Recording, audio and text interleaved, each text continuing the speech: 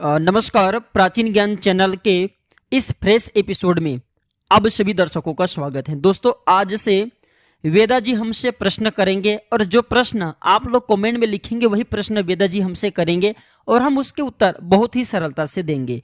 तो आज से प्राचीन ज्ञान चैनल के एक भी एपिसोड आप लोग जो है मिस मत करिएगा। आज के जो हमारे सारे वीडियो का विषय रहेंगे, जानकारी रहेंगे सर्वपितृ अमावस्या के बारे में, क्योंकि 14 अक्टूबर को सर्वपितृ अमावस्या है, सूर्य ग्रहण है और इसी के साथ साथ शनिवार का दिन पड़ है। चूंकि शनि अमावस्या भी है तो 3 दुर्लभ संयोग का निर्माण हो रहे हैं।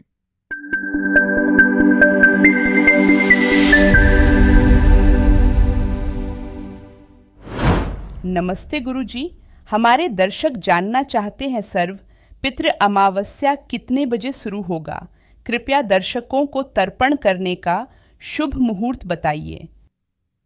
वेदा जी, मैं सभी दर्शकों को बताना चाहूंगा सर्वपितृ अमावस्या कितने बजे शुरू होगा और ये जो पूजा करने के लिए, श्राद्ध करने के लिए मुहूर्त क्या रहेंगे। तो देखिए, हिंदू पंचांग के अनुसार सर्वपितृ अमावस्या इस बार 14 अक्टूबर को पड़ रही है और अश्विन माह के कृष्ण पक्ष की अमावस्या तिथि जो शुरुआत होंगे 13 अक्टूबर की रात्रि 9:50 में और ये जो 14 अक्टूबर के मध्य रात्रि में 11:24 में ये समाप्त होगा। तो उदय तिथि के अनुसार 14 अक्टूबर को सर्वपितृ अमावस्या मनाएंगे। तो इस दिन श्राद्ध तर्पण के लिए 3 मुहूर्त हैं।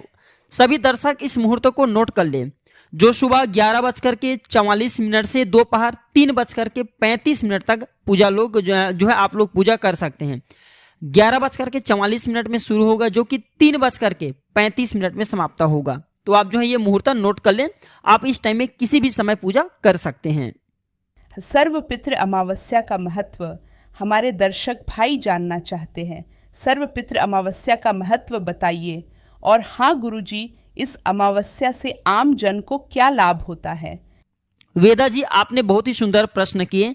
सर्वपितृ अमावस्या का महत्व क्या है और इस अमावस्या से आम जन को क्या लाभ मिलेंगे, आपकी बहुत ही सुंदर प्रश्न है। तो देखिए, सर्वपितृ अमावस्या श्राद्ध से आपके जितने भी पितृ हैं जो कि मृत योनि को प्राप्त हो चुके उन्हें मोक्ष मिलता है। और अमावस्या पर सर्वपितृ अमावस्या जो श्राद्ध के साथ पितृ पक्ष की समापन भी होता है। तो दोस्तों, ये अश्विन माह की कृष्ण पक्ष की जो अमावस्या 14 अक्टूबर को है और इस दिन अगर आप जैसे कि इसे कई जगह पर ये जो अमावस्या इसे सर्वजनीय अमावस्या कहते हैं, तो पितरों का श्राद्ध कर आप जो है पितृ ऋण से केवल एक ही दिन से मुक्ति पा जाते हैं।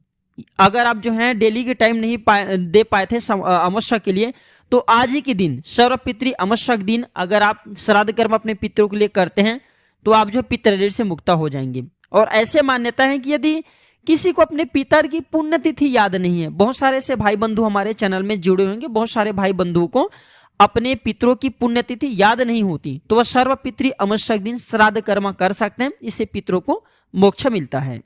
दोस्तों, गुरुजी आप लोगों को जानकारी बताएंगे उससे पहले आप सभी दर्शकों से छोटी सी प्रार्थना है। चैनल को अभी तक सब्सक्राइब नहीं किए होंगे तो हमारे चैनल प्राचीन ज्ञान को सब्सक्राइब कर लें। बाजू में बने बेल की आइकन को दबा लें, जिससे आने वाले हमारे लेटेस्ट वीडियो आपको सबसे पहले मिल सके।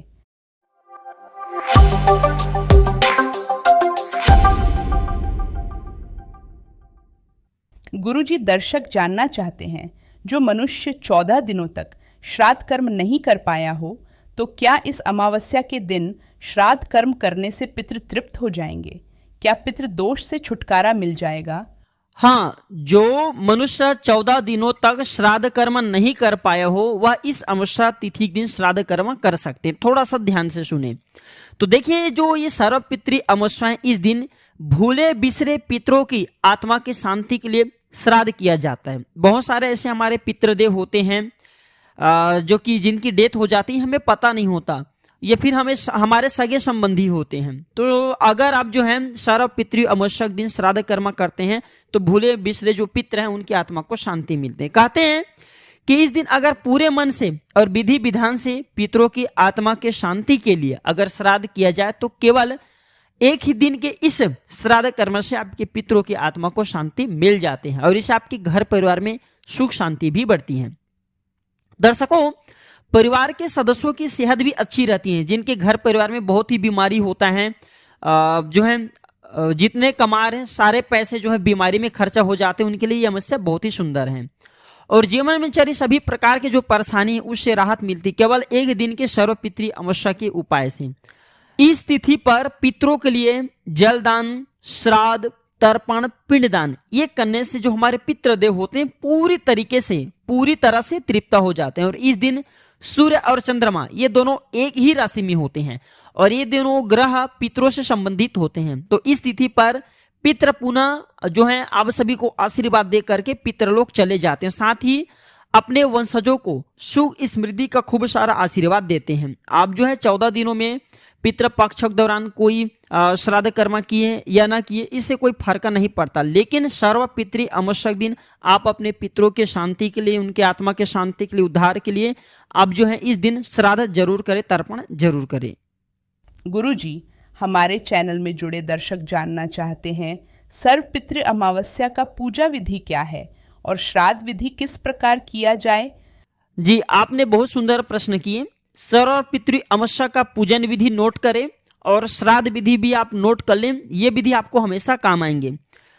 तो देखिए, पूजन विधि इस प्रकार से, सुबह जल्दी उठ करके स्नान करें और इस दिन पवित्र नदी या सरोवर में स्नान करने का बहुत ज्यादा महत्व होता है। अगर आपके घर के आसपास में पवित्र नदी है, सरोवर है, तो वहां पे जाइए स्नान करें, या फिर आप घर में नहाने के जो पानी उसमें गंगा जल मिला करके स्नान कर सकते हैं। फिर भी पवित्र नदी तो बहुत ही सुंदर है।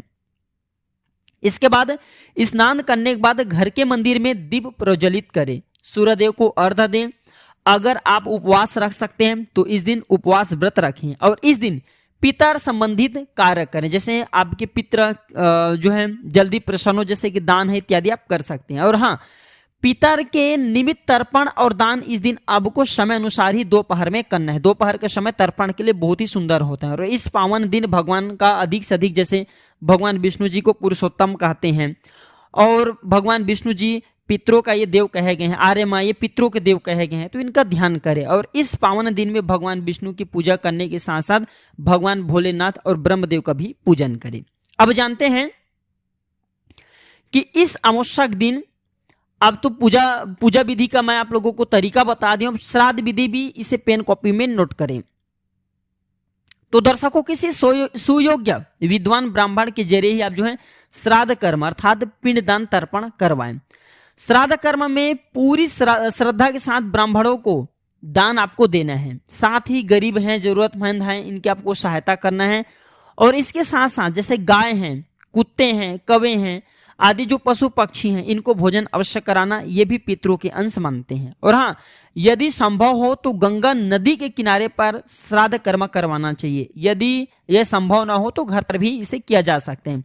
और जिस दिन श्राद्ध हो उस दिन ब्राह्मणों को भोजन करवाना चाहिए। जैसे आप जो है आज आप अंतिम श्राद्ध रहेंगे अमावस्या दिन, तो ब्राह्मणों को भोजन कराएं, भोजन के बाद दान दक्षिणा आपको देना है। और हाँ, श्राद्ध पूजा दोपहर के समय ही आपको शुरू करना है और योग्य ब्राह्मण की सहायता से सही मंत्र का ये जो है ब्राह्मण उच्चारण करें और उच्चारण सही मंत्रों का ब्राह्मणों को आना चाहिए। बहुत सारे ऐसे ब्राह्मण हैं जो कि मंत्रों का सही उच्चारण नहीं कर पाते और ब्राह्मणों को जो आप भोजन कराएंगे उसमें काले तिल जरूर मिला देना। तो ये बहुत ही साधारण तरीके हैं श्राद्ध कर्म करने का, ब्राह्मणों को भोजन कराने का।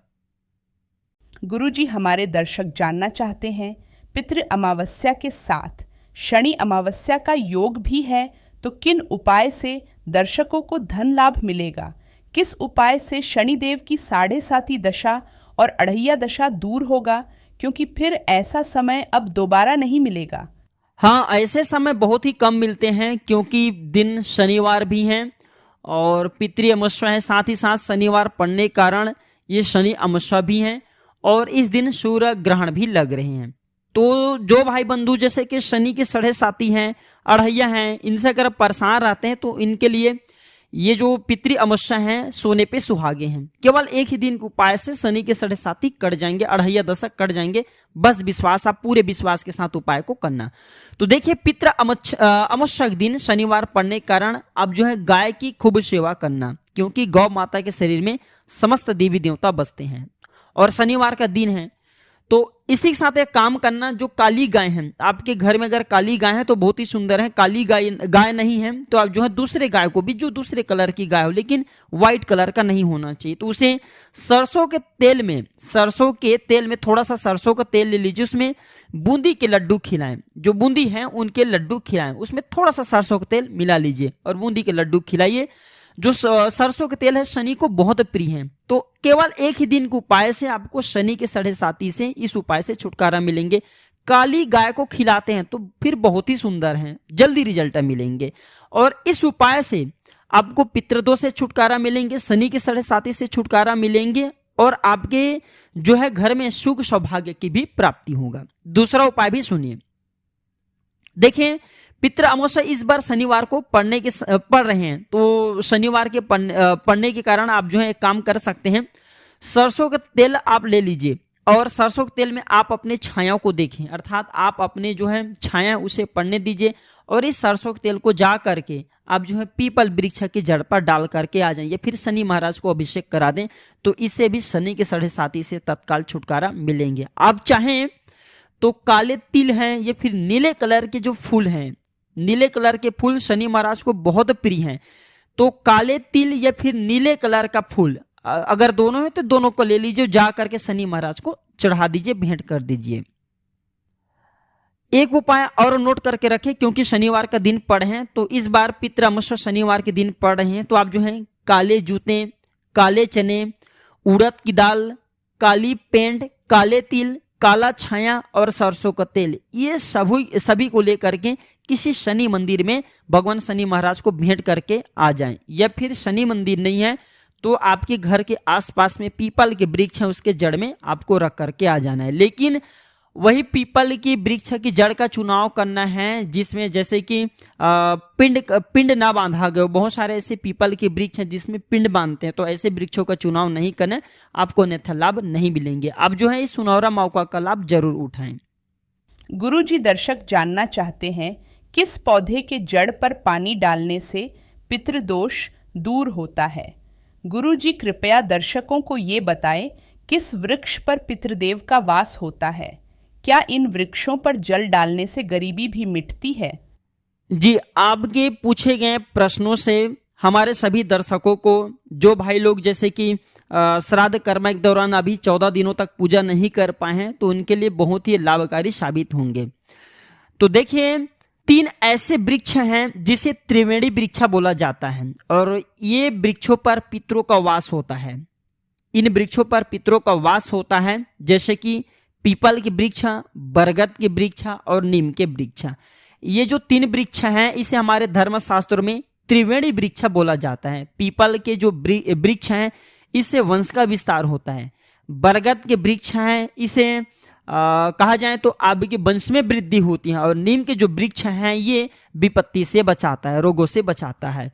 पितृलोक में पीपल के वृक्ष, बरगद के वृक्ष और नीम के वृक्ष, ये तीनों वृक्ष एक साथ जुड़े हुए हैं और इनके अंदर में एक गड्ढे जैसे खोखला नुमा बनी हुई है, इसमें पितृलोक ही बसे हैं।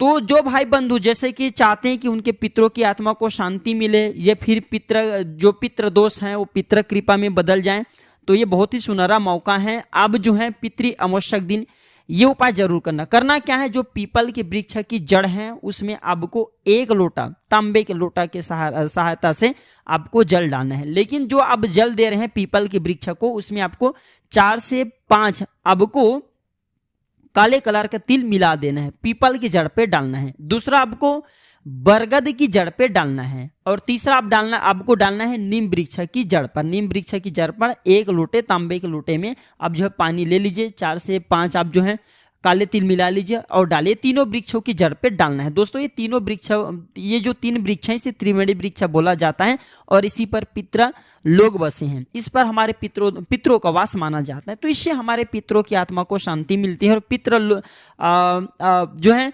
पितृलोक पर रहने वाले जो देवयोनि प्राप्त हो चुके हैं पितृ, उनके आत्मा को भी शांति मिलते हैं और वो प्रसन्न होते हैं, क्योंकि आप जो उनके लिए श्राद्ध कर्म करते हैं, ये उपाय करते हैं, उन्हें अमृत के रूप में प्राप्त होते हैं। तो इससे पितृदेव बहुत प्रसन्न होते हैं और यहाँ जो आए हुए पितर हैं वो जाने से पहले आपको खूब सारा आशीर्वाद दे करके जाते हैं, आपके जो कष्ट हैं, संकट हैं, परेशानी हैं उसे दूर कर करके जाते हैं। तो पीपल के वृक्ष पर, बरगद के वृक्ष पर, नीम के वृक्ष पर आप जो है जरूर पितृ अमावस्या के दिन जल डालें। इससे आपके पितरों की आत्मा को शांति मिलेंगे और आपके जो पितृ दोष हैं पितृ कृपा में बदल जाएंगे।